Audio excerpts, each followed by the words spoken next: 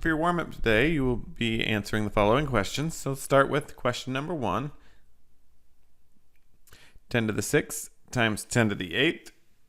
One of our exponent laws tells us that when we have the same base, we can add the power. So that would be 10 to the 6 plus 8, which is equal to 10 to the 14th power. Now, I know decimals is a little bit far back of a review, because you guys have been doing them for a number of years, but I just want to make sure that we remember some of the basics. 0.56 plus 0.84. Remember when you're adding decimals to line your decimals up. 6 and 4 gives us 10.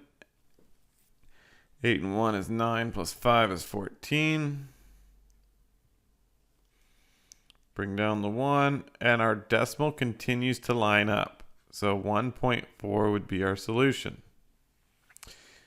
Number 3, 0.52 is getting divided by 0.002.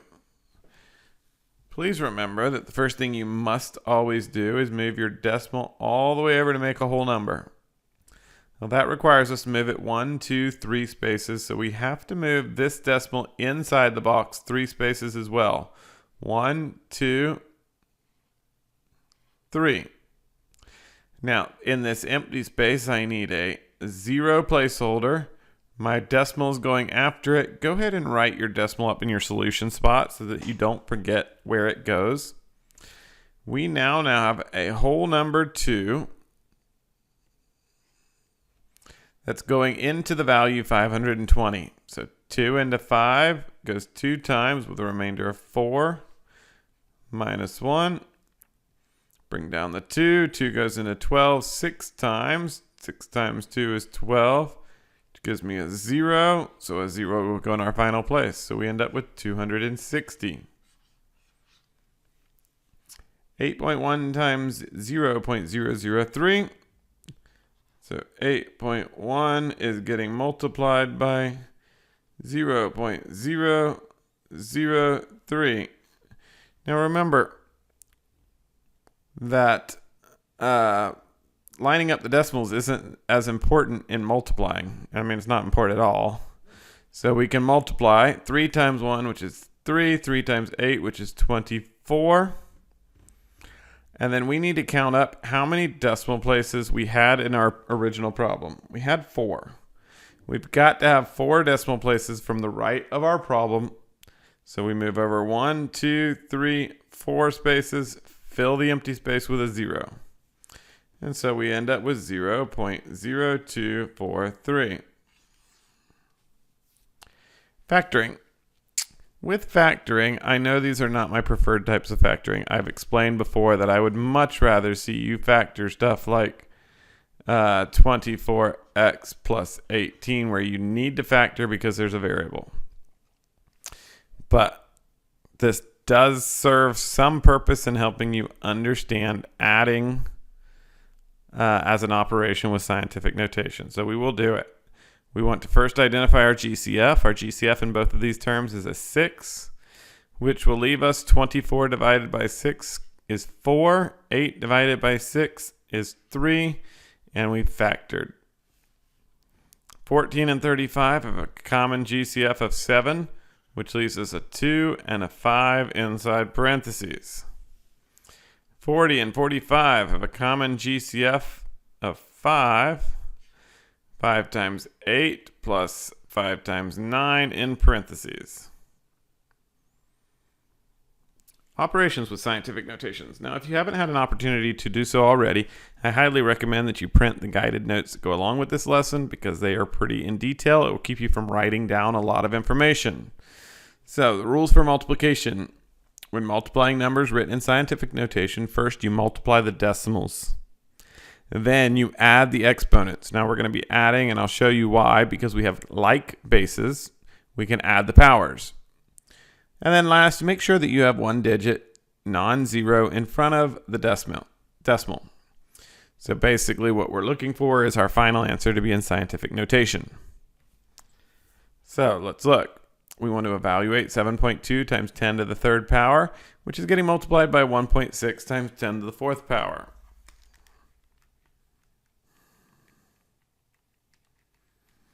So first thing we're going to do is multiply our decimals. This is why we learned to line them up. All right, 7.2 times 1.6 gives us 11.52. Yes, I'm using my calculator because I want to be able to expedite to the important parts of this video, not reteach you how to multiply decimals. We want to add the exponents. Now, the reason why we can add the exponents, notice this value is getting multiplied to this value. 1.6 is getting multiplied to 10 to the fourth. Both of these values are getting multiplied to each other. So it's it is a situation where A is getting multiplied to B, which is getting multiplied to C, which is getting multiplied to D.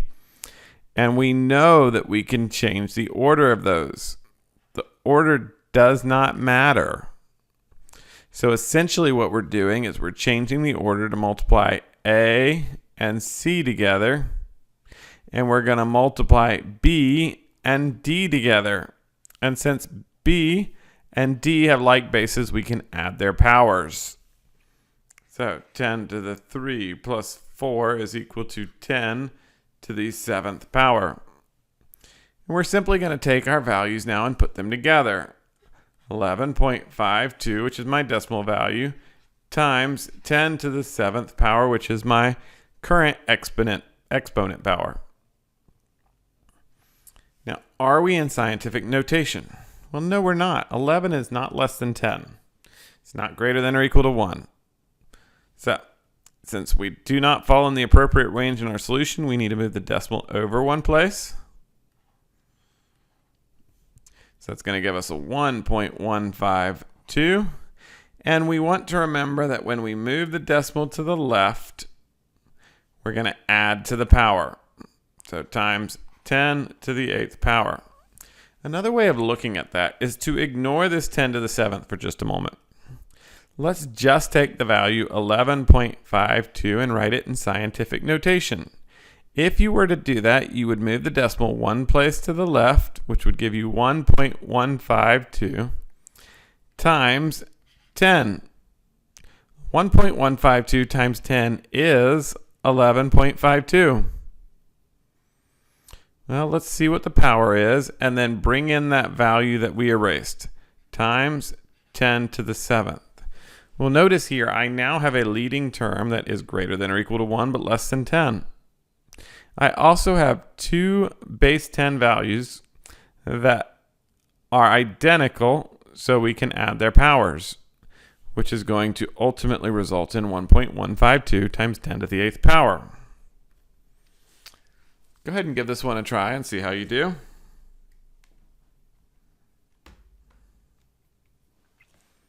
All right, welcome back. So we multiply first the decimals, 8.4 times 2.5, and that's going to give us 21. And we add the exponents because we have like bases. 10 to the 2nd times 10 to the 6th gives me 10 to the 8th power. We put them together, 21 times 10 to the 8th power, and we recognize 21 is not greater than or equal to 1, but less than 10. So we need to move the decimal to the left. 2.1 times 10. We moved the decimal to the left one place, so we need to increase the power. 2.1 times 10 to the 9th.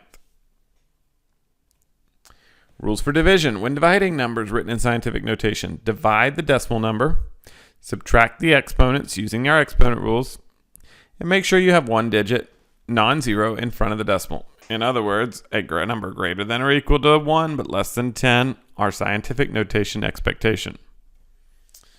So, example number 2 on your guided notes. 8.37 times 10 to the 8th divided by 2.7 times 10 to the 3rd. And so the first thing we're going to do is divide our fractions. 8.37 divided by 2.7. Yes, again, I'm using a calculator for sake of time. You can certainly hand scratch that. That gives me 3.1. And we're going to subtract the powers. 10 to the 8 minus 3 gives me 10 to the 5th power. And put it all together. 3.1 times 10 to the 5th power. So, is it in scientific notation? Yes, we see down at the bottom here, 3.1 is between 1 and 10. So it is, in fact, in scientific notation. Go ahead and give this one a try on your own. All right, welcome back. So we have 1.5 divided by 2.4, and hopefully you realize that 1.2 is half of 2.4, so we're going to end up with 1/2 as a decimal is 0.5. We're going to subtract our powers, so 10 to the 7th minus 10 to the 3rd. 10 to the 7 minus 3 gives me 10 to the 4th, and we're going to put it together. 0.5 times 10 to the 4th power. Now, in this instance, we actually need to move the decimal to the right. When we move the decimal to the right, it brings the power down. So we end up with 5 times 10 to the 3rd power. And again, if you need to see that a little bit more practically, if we have 0.5 as a number and you're asked to write it in scientific notation, remember we have a 0 in front of the decimal, so we know we're dealing with a negative powered option. So we want times 10 to the 1 because there's 1 0 and it's negative. And so we can now bring our 5 in front of our scientific notation statement. Well, 5 times 10 to the negative first power is also getting multiplied because remember that represents 0.5. So times 10 to the 4th power to finish up our problem. And we can add our powers. Negative 1 plus 4 gives us 3. So 5 times 10 to the 3rd power. Notice that it matches our solution from before.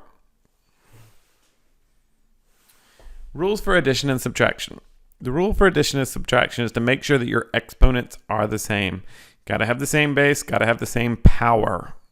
You might have to move the decimal forward or backward to have the same exponents number. So once you've done that and you have like bases with like powers, you can add the decimal numbers together. And then finally, make sure your answer is in scientific notation. Notice this is very important. It's coming back up on the screen again. To add or subtract numbers written in scientific notation, you must express them with the same power of 10 and the same exponential power. So we want to evaluate the expression 6.89 times 10 to the 4th plus 9.24 times 10 to the 5th. So the first thing I'm going to do is take my 9.24 times 10 to the 5th and I'm going to move the decimal 1 to the right. And when we move the decimal 1 to the right, we have to reduce the power. So you'll see that I have changed 9.24, move the decimal to the right. It becomes 92.4, and my power has decreased from 5 to 4. Now, the reason why we wanted to change it to 4 is so that it matched our other term. Our other term already has a base of 10 with a power of 4. And so now we can simply add the decimal values together since our exponent bases match. 6.89 plus 92.4 gives me 99.29. Just like in previous problems, we're going to put our values together, our decimal and our base. So we end up with 99.29 times 10 to the 4th. And hopefully you're saying, hey, I recognize that. That is almost scientific notation because we talked about almost scientific notation prior to today. I said you're going to see it show up. You'll have unsimplified answers that are in almost scientific notation. Well, to get it in scientific notation, we need to move the decimal 1 to the left. When you move the decimal 1 to the left, you add to the power. So we've moved one location to the left. We increase the power by plus 1. It gives us 9.929 times 10 to the 5th. You try 1.03 times 10 to the 9th minus 4.7 times 10 to the 7th. All right, it doesn't matter which one of these you change. I'm going to go ahead and change the 4.7. So 4.7, move the decimal 1 2 places. And by moving the decimal 2 places to the left, I'm increasing the power. So 0.047 times 10 to the 9th power. And at this point, I want to subtract the two decimals. So 1.03 subtract 0.047. borrow a 0 there. Borrow from our 3, which will become a 2. 10 minus 7 is 3. We can't borrow from the 2, so we need to come back here and borrow from the 1. 0, 10 gives me a 9. 12 minus 4 is 8 and 9. So notice, when we have subtracted just our decimal portions, we end up with a 0.983. We have already decided that we're going to match the 10 to the 9th, so we will multiply by 10 to the 9th power. That's putting it together. And lastly, I'm not in scientific notation. This is almost scientific notation. It looks kind of like scientific notation, but my leading term is not greater than or equal to 1, but less than 10. So we want to move the decimal to the right one. When we move the decimal to the right one, it increases our power. Decreases our power. So we have 9.83 times 10 to the 8th power.